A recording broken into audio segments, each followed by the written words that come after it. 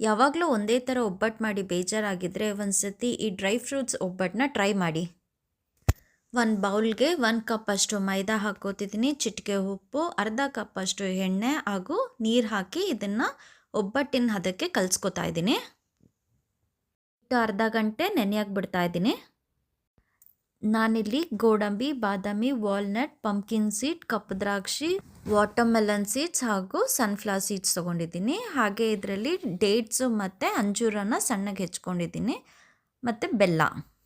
ಈಗ ಒಂದು ಬಾಣಲಿಗೆ 1 ಸ್ಪೂನ್ ತುಪ್ಪ ಹಾಕಿ ಎಲ್ಲ ಡ್ರೈ ಫ್ರೂಟ್ಸ್ ಹಾಕಿ ಹುರ್ಕೋತಾ ಇದ್ದೀನಿ.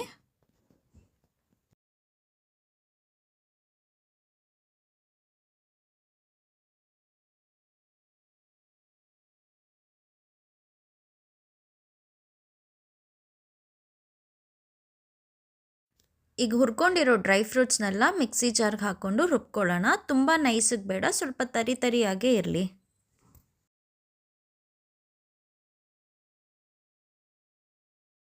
ಪಾತ್ರೆಗೆ ಬೆಲ್ಲ ಹಾಕಿ ಸ್ವಲ್ಪ ನೀರು ಹಾಕಿ ಪಾಕ ಬರ್ಸೋಣ. ಪಾಕ ಬಂದಮೇಲೆ ಇದಕ್ಕೆ ಡೇಟ್ಸ್ ಮತ್ತು ಅಂಜೂರನ ಹಾಕ್ತಾಯಿದ್ದೀನಿ.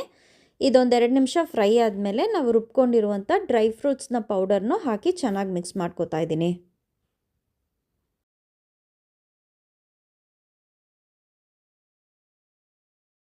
ಡ್ರೈ ಫ್ರೂಟ್ಸ್ನ ಹೂರ್ಣ ರೆಡಿಯಾಗಿದೆ. ತಟ್ಕೊಳ್ಳೋಣ. ಇವಾಗ ಇದಕ್ಕೆ ಮೈದಾ ಹಿಟ್ಟು ಹಾಗೂ ಮಧ್ಯಕ್ಕೆ ಈ ಡ್ರೈ ಫ್ರೂಟ್ಸ್ನ ಹೂರ್ಣ ಇಟ್ಟು ಸ್ಟಫ್ ಮಾಡಿಬಿಟ್ಟು ಒಬ್ಬಟ್ಟು ತರ್ತಾ ಇದ್ದೀನಿ.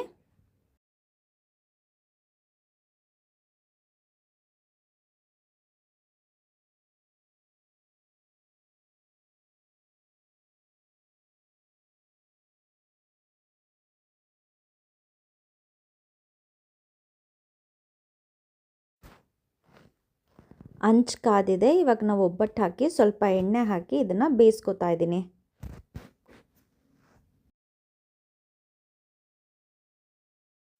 ಬಿಸಿ ಬಿಸಿಯಾದ ಡ್ರೈ ಫ್ರೂಟ್ಸ್ ಒಬ್ಬಟ್ಟು ರೆಡಿಯಾಗಿದೆ. ಬೇಳೆ ಒಬ್ಬಟ್ಟು, ಕಾಯಿ ಒಬ್ಬಟ್ಟು ತಿಂದು ಬೇಜಾರಾಗಿದ್ದರೆ ನೀವು ಒಂದು ಸತಿ ಈ ಡ್ರೈ ಫ್ರೂಟ್ಸ್ ಲಡ್ಡೂನ ಟ್ರೈ ಮಾಡಿ. ತುಂಬ ಟೇಸ್ಟಿಯಾಗಿರುತ್ತೆ.